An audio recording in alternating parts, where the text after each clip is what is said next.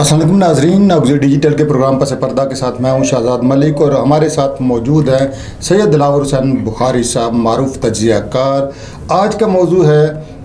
عالمی یوم صحافت۔ میڈیا کا جو پوری دنیا میں ایک دن منایا جاتا ہے 3 مئی کو، اس حوالے سے آج ہم بات کریں گے۔ میڈیا کو درپیش مسائل کیا ہیں، ہماری صحافتی برادری کن مشکلات کا شکار ہے، کوئی پرسان حال کیوں نہیں، حکومت کی طرف سے تھریٹس ہیں اور قائدین کی طرف سے بے مروتیاں۔ جناب سید دلاور حسین بخاری صاحب، آپ بھی ایک میڈیا ہاؤس چلا رہے ہیں، اور آپ کیا سمجھتے ہیں بالخصوص وہ صحافی جو کشمیر اور پاکستان میں بستے ہیں اور بڑی مشکل سے اپنا وہ روزگار بھی چلاتے ہیں، کاروبار بھی چلاتے ہیں، گھر بار بھی چلاتے ہیں اور اپنی پروفیشنل ڈیوٹیز بھی انجام دیتے ہیں، کیا سمجھتے ہیں، کیا حالات ہیں؟ بہت شکریہ شہزاد ملک صاحب۔ میں یہ سمجھتا ہوں کہ اس دور میں بھی جو شعبہ صحافت سے منسلک لوگ ہیں، میں یہ سمجھتا ہوں کہ ان کے لیے وہ یہ بہت لازوال قربانی دے رہے ہیں اپنے ملک کے لیے، اور خاص کر کے اپنے پیشے کے حوالے سے، کیونکہ اس مشکل ترین صورتحال میں کہ جہاں پہ پاکستان اور آزاد کشمیر کے اندر جو میڈیا کی صورتحال ہے وہ اتنی قسم پرسی ہے کہ جو آپ کی سب چیزیں آپ کے سامنے ہیں، لیکن اس کے باوجود بھی لوگ جو کمٹمنٹ کرتے ہیں اپنے اداروں کے ساتھ اور وہ جو ان کو بیٹ دی جاتی ہیں اس پر کام کرتے ہیں، یہ ان کے لیے میں سمجھتا ہوں کہ بڑی مشکل سے جو ہے نا کہ وہ معاملات کر رہے ہیں۔ اور دیکھیں حالات اور واقعات، دیکھیں کہ جس جگہ پہ آج آپ فلسطین میں دیکھیں کہ اپنا پروگرام کرتے ہوئے، کوریج کرتے ہوئے وہاں پر کتنے بے شمار جو ہے نا صحافی جو ہے نا وہاں شہید ہو گئے ہیں۔ آج مقبوضہ کشمیر کے اندر آپ دیکھیں وہاں پر کتنے صحافی شہید ہوئے ہیں۔ آزاد کشمیر اور پاکستان کے اندر بھی آپ دیکھیں کہ اپنے منصب پہ کام کرنے والے بے شمار لوگ شہید ہوئے ہیں، بے شمار لوگ لاپتہ ہو گئے ہیں۔ میں یہ سمجھتا ہوں کہ یہ کوئی معمولی بات نہیں ہے، یہ معمولی کام نہیں ہے کہ جس کو دل چاہے تو وہ اس شعبے سے منسلک ہو جائے، وہ کام شروع کر لیں۔ اس کے لیے جانیں بھی قربان کرنی پڑتی ہیں اور یہ جو بڑا مشکل کام ہے۔ آج کے دن ہم ان تمام شہداء کو خراج عقیدت پیش کرتے ہیں کہ جو حق گوئی کی پاداش میں جنہوں نے اپنی جانیں قربان کی، اور ہم ان مجاہدوں کو بھی سلام پیش کرتے ہیں جو ڈٹے ہوئے ہیں کرپشن کے خلاف، مافیاز کے خلاف، جو اس ملک کو سنوارنے کے لیے دنیا سے، پوری دنیا سے جو غلاظت ختم کرنے کے لیے، گناہ ختم کرنے کے لیے، کرائم ختم کرنے کے لیے وہ یعنی پہلی صف میں نظر آتے ہیں۔ ان تمام لوگوں کو بھی ہم خراج تحسین پیش کرتے ہیں۔ دلاور حسین بخاری صاحب، ہم نے یہ بھی دیکھا کہ کئی ٹوپی ڈرامے بھی ہیں، کئی لوگ ایسے بھی ہیں جو صحافت میں صرف خود نمائی کے لیے آتے ہیں، ان میں سے کچھ قائدین بھی ایسے ہیں جو اپنی تنظیم کو، پریس کلبوں کو اور صحافتی یونٹی کو وہ دکان کی طرح چلاتے ہیں، اور وہ بھی یعنی جینون جرنلسٹ کے حقوق پہ ڈاکے مارتے ہیں۔ ہم نے یہ بھی دیکھا کہ ہمارے کئی صحافتی قائدین نے، ہمارے کئی یعنی ایسے جو میڈیا ہاؤسز کے مالکان تھے، انہوں نے اربوں خربوں روپے بنا لیے، لیکن عام جرنلسٹ فاقوں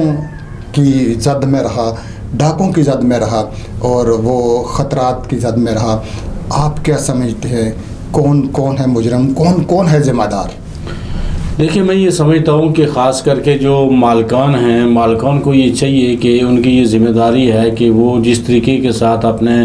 میڈیا ہاؤس چلا رہے ہیں، ان کو چاہیے کہ جو ان کے ساتھ چلنے والے لوگ ہیں یا جو ان کے لیے رپورٹنگ کرتے ہیں، ان کے لیے جو مشکل ترین جگہوں سے خبر نکال کے لاتے ہیں، یعنی کہ ایسے ایسے اداروں سے خبر نکال کے لانا، یہ جو عام کسی آدمی کی بس کی بات نہیں ہوتی ہے۔ کئی دفعہ لوگ جان پر کھیل کر جو ہے نا وہ خبر لاتے ہیں، اور پھر جب اس کی پبلش بھی کرتے ہیں تو پبلش کرنے کے دوران جب اس طرح کی سنسیٹیو قسم کی خبر ہوتی ہے تو جو پبلش نہیں کی جاتی، اور بعض اوقات بہت سارے اس میں چیزیں ہیں کہ جو آن ایئر کہنا مشکل ہو جاتا ہے، لیکن پھر بھی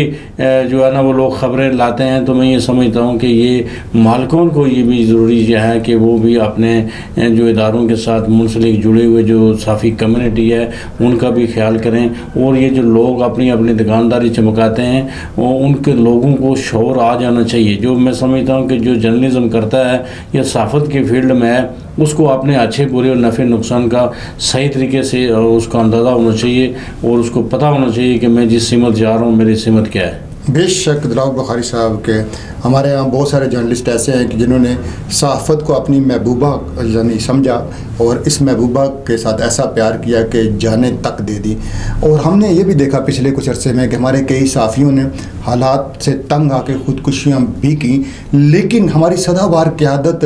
اپنی عہدوں سے چمٹی رہی، تنظیمیں ٹوٹتی رہیں، ایک کی چار چار بنی، پریس کلبوں کے اندر بگاڑ پیدا ہوتے رہے، دو دو تین تین پریس کلب بنتے رہے، انتشار بڑھتا رہا، لیکن سدا بار قائدین جو ہیں انہوں نے عہدہ نہیں چھوڑا اور مسائل کو حل نہ کیا اور یکجہتی نہ کی، یونٹی پیدا نہ کی، جس کا نتیجہ یہ نکلا کہ آج پاکستان میں ہمیں اکثر صحافی، اکثر شہروں میں صحافی یہ کہتے نظر آتے ہیں کہ ہم صرف فاقہ زدہ ہی نہیں لاوارث بھی ہیں. کیا حال ہے سر؟ دیکھیں جی، اس کا حال تو یہی ہے. میں سمجھتا ہوں کہ یہ جو لوگ ہیں، یہ ذمہ داران جتنے بھی اپنی اپنی کسی جگہ پر بیٹھے ہوئے ہیں، تو ان کو یہ چاہیے کہ جو ایک کہ دو کہتے ہیں نا، وہ 2 فٹ کی مسجد جو ہے نا، وہ ہر آدمی نے اپنی بنائی ہوئی ہے، اس پر نہ بنائیں. ایک نظریے کے مطابق، ایک سسٹم کے مطابق، ایک آئین اور قانون کے مطابق جہاں جہاں جس کو کوئی ذمہ داری ملتی ہے اس کو وہ پورے اخلاقی طریقے سے،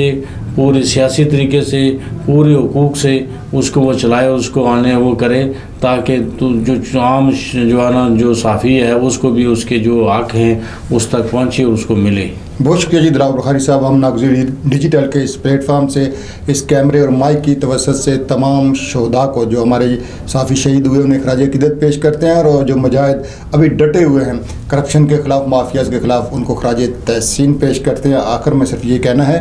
کہ اگر ہم یونائٹ ہوتے، اگر ہماری قیادت ہمیں صرف ایک جگہ پہ متحد رکھ پاتی تو ہم مزید مضبوط ہوتے، ہم اپنے فاقے بھی بانٹ لیتے، اپنے درد بھی بانٹ لیتے، اپنا مشن بھی ہم اچیو کر لیتے. لیکن ہمیں ایک سازش کے تحت توڑا بھی گیا، تقسیم بھی کیا گیا. آپ سب کو سلام پیش ہے. ناگزیر ڈیجیٹل کے پروگرام پس پردہ سے شہزاد ملک کو دیجیے اجازت. اللہ نگہبان.